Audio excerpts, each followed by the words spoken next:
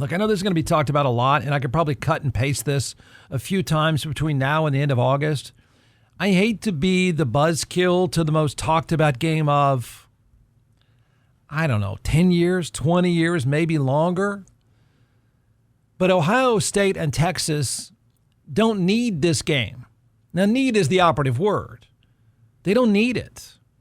They should play it, don't get me wrong. That's the way the system should work. Listen, I've told you many times, you the fans are screwed over. It is a terrible, terrible system for people that want to enjoy quality football. The schools and the coaches get away with way too much. So the Ohio State-Texas game should happen. And it's fun that it is. They just don't need it.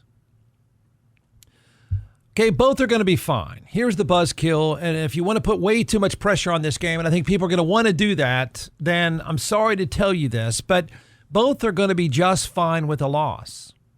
Here's the comparison. Clemson, who I think is a really good team, kind of an outlier there for a national championship run.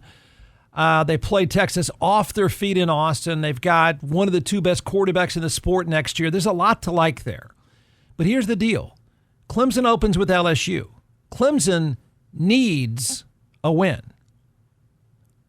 Ohio State or Texas doesn't need a win.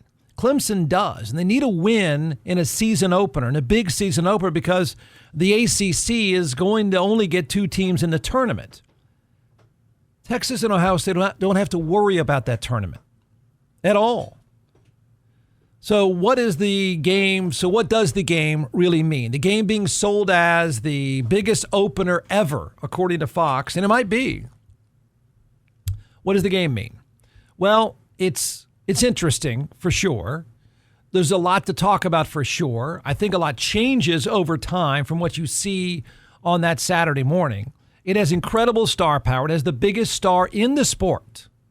By far, nobody's even close. But the net effect, it's being oversold. It's being oversold, and I can prove that by Ohio State. Ohio State proved last season that a season opener doesn't mean that much. And they proved that the season opener doesn't mean that much by proving that a game ending the season against a rival doesn't mean all that much. They proved it. Listen, remember how this tournament works. It is a biased, my opinion, but I'm happy to argue with you. It is a completely biased selection committee who is going to give Fox and ESPN exactly what they want. And they are not, okay, put it in all caps, they are not going to leave out two of the biggest brands in the sport, especially when those two brands generate a huge viewership number. If you think they'd be left out, you're on crack. Or PCP, even though I say PCP, and I have no idea what that is. Is that angel dust? Anybody do angel dust? What is that like? Whatever. If you think they're going to get left out, you're nuts. It won't happen. So the only scenario in which the two of them get left out would be if they lost 4 games during the season. And there are not 4 losses on Texas's very easy schedule. And I don't see 4 losses for Ohio State, even though they're starting over at quarterback. So why am I being a buzzkill? Because I think it's interesting. I think there's star power. I think you can have fun with it. But here's an example. Okay, and I think this thing is going to be blown out of proportion in terms of its net effect on the two programs. Its interest is great. Here goes Heather Dinich, who covers college football for ESPN, and I think she's selling the importance of this game. That is national college football reporter Heather Dinich, excited for the season just like you and I, and she's joining us here in studio. So that Longhorns-Ohio State matchup in the first weekend of the season. When we get to December and the committee's figuring out the playoff and the seeding, who is that game going to matter to more, Texas or Ohio State? Well, I'm going to say it's going to matter more to Texas right now, simply because they have the number 4 most difficult schedule in the country. They need some cushion here, because if they don't win this one, remember, they are at Florida. They have to play their rival Oklahoma. They are at Georgia. They end the season with Texas A&M. I mean, this is you can easily have more than one loss in this schedule. That's not to say Ohio State's schedule is easy. They've got Penn State. They have to go to Illinois. They have Washington. But when you look at it on paper, I think Texas has the more difficult road ahead. And remember, the selection committee considers head-to-head tiebreakers. So the winner of this game, it will resonate right through Selection Day. Well, I couldn't disagree more. That's nice. First of all, boy, that's a heck of a stretch to act as if a 6-win Oklahoma team somehow is part of a tough schedule. Really? How did you arrive at that? That is barely 3 of the 4 she mentioned are ranked, and that's a Texas A&M in a preseason ranking, and that's a Texas A&M team that's going to lose again to Notre Dame. They're what, at 24-25? And Oklahoma's not even ranked. And I don't know what Georgia is by the end of the year. Look, that committee, are you kidding me? Are you kidding? You think that committee is going to leave Arch Manning and Texas out of a tournament? Really? Is that so? Why don't you take this phone call from Disney and see how that works out? I don't see it that way at all. I don't see a risk for either one of them when it comes to this tournament at all. So what does the game really mean? Well, the game, there's a ton of interest. It has huge star power. It is it's everyone's first introduction to Arch Manning. We get that. Okay? That's everything. But I can tell you what coaches in both locker rooms are saying, and this would be a buzzkill for all of you as well. If you want to be a fan and a face painter, and you want to act like this is the Super Bowl in terms of meaning, in terms of excitement, go ahead. But in terms of meaning, you go right ahead. You're not going to like this. But coaches in both locker rooms, you know what they're trying to sell? They try to sell, and they do this all the time, and for good reason. They sell the concept of not putting too much emphasis on any game. They don't. I know fans would hate to hear that, but the whole process is the process. That's what coaches preach, the process. You train, you play, you let it go. You train, and then play and let it go. Because that's the only way you can go through a season. You prepare, play, and repeat. It doesn't matter who's in front of you. So you're prepping for a playoff run, and Ohio State knows that, and Ohio State has proven that. Here's what I do think the games can show us. Okay, here's if you really, I think I'm going to, again, cut and paste this, but here's what I think the game can show us. Because you got to remember the basic primer of college football, and that is there is such a disparity in the quality of players. Okay?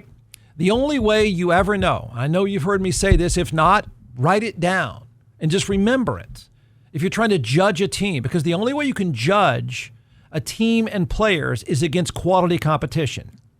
Okay, in college football, there's not that much quality competition. On that Texas schedule, there's not that much quality competition. In fact, a lot of it's pretty bad. So you don't know. The only way you measure is against like competition, quality competition. You learn very little against bad competition. In fact, I'm going to tell you, you're deceived. So Texas doesn't have that many good games against good teams. So you get to learn a lot about players against Ohio State. But even in that game, you have to be careful because college football programs, they don't train that much. They're not that prepared for season openers, so it can be a pretty bad look. That's why these teams change so much over time. That's why Ohio State can look so different last year. But, look, you try way too hard. If you come out of that game for either side extra critical, you're probably making a mistake, or giving them praise, and that could be a mistake too. The game will draw a huge audience. It will be huge. It might be the biggest season opener audience of all time.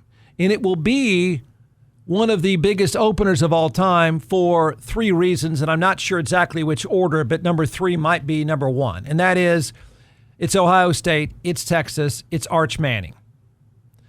That's it. It will be a huge draw. You'll get to see Arch Manning take meaningful snaps. Everybody knows that. Guys had 90 snaps so far. They've not been challenging. Again, against bad competition. It's not a fair judge.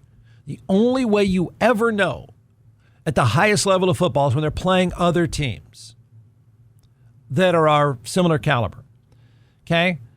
But you get to see him take 90 snaps. I mean, you've had to see him take 90 snaps. But this is a good opportunity to see him against quality competition. But judging him too much one way or another, I think, is a mistake, and I think it can not be fair. He has talent around him. They have a ton of players at skill positions. But here is the giant question mark. You can cut and paste this one, and you won't like it because it's about offensive linemen. The question mark that will decide Texas's season. They're going to be good no matter what. They play a bunch of bad teams. They'll blow them out. But in the end, how do you go from a Final Four team to a championship team? That's what we're really talking about. That's fair with Texas. And that question mark is going to be, okay? And it's what people don't like to ask. It's what people don't like to pay attention to. But it's the difference between beating quality teams and struggling again. And I say again because against quality competition, their offensive line let them down. Okay? And that's offensive tackle play. That'll decide them. And in a large way, it'll decide him. He can run, right? Here's the thing. And it'll look great at times. It'll look great against bad teams. But against quality defenses, they're only going to play 2 or 3 all next year. Maybe, 3 or 4, maybe 4. Good defenses will force him to take off, and if he takes off too often, I don't care who the quarterback is, against quality competition, it's a disaster waiting to happen. It'll work sometimes, but you can't beat quality teams by being forced to run. Okay? Remember what happened when Texas played quality defense against Georgia. Here's a Texas team that lit everybody up, but when you're dominated in the offensive line, it changes everything. So it happened to him twice last year to beat top flight teams. And Steve Sarkisian knows this, and I suspect Arch Manning knows this, and anybody close to big-time football knows this. Okay, you've got to stay in the pocket, and you've got to throw it downfield. It's the reason why Texas A&M looked good at times and looked awful at times when they played Texas offensively. You can't run around and play that way like you're on some sandlot against a quality team. It doesn't work. Bad ones, yes. And so I'm not saying that that's any knock on Arch Manning. The question is, how good is Texas at the tackle position? That will define everything for them because they're really good on defense. They might be the best pass rush in all of defense. They have the second best safety in the entire sport. They'll play good defense. But is their offensive line good enough for 3 quality defenses in a season? They check a lot of boxes, right? A lot of important boxes. But you don't know that one thing. You don't know, they don't know. And the only way you'll find out is against quality competition. Then you're going to get your answer. So you get some of that against Ohio State. That's true. Ohio State, by the way, will have the same issue. They don't know. They'll play one of the best pass rushes in the sport, Texas, but they don't know what they have at quarterback, and they don't know what they have at the offensive line yet. So the boring part is the part. I mean, it's a cool test. It's a fun game. But if you're applying what Heather Dinich said, I think that's unfair, and I think that's getting over your skis. They're not going to be left out of a tournament. It might, in the end, if neither one of them wins their conference championship, it might help them in a seeding, but those things are pretty well decided, too. The measurement, right? August is cool. August is fun. You get to see a lot, but the ultimate measurement is where are you in December? Where are you? And I can promise you coaches tell their team that, and they can use Ohio State as the talking point for saying, take a look. Take a look. This is what matters. Where are you in December and January? Here's what I want you to keep in mind. If you're injured by the negligence of someone else or you have any sort of issue with the insurance company, I can tell you this from experience. You need DJC Law. And I can tell you, having been a client of theirs, they will do 3 things. They'll take care of every single detail. You'll get peace of mind working with them, and you will get the result you deserve. That's the way it works with DJC Law. Check out teamjustice.com, and you'll see thousands of 5-star reviews. Look, the bottom line is, and trust me on this, the bottom line is if you're injured by the negligence of someone else, fighting with the insurance companies for any reason, You need DJC Law, and Dan Christensen and his team of lawyers at DJC Law have a remarkable track record. Go to teamjustice.com or call 512-888-9999. That's 512-888-9999.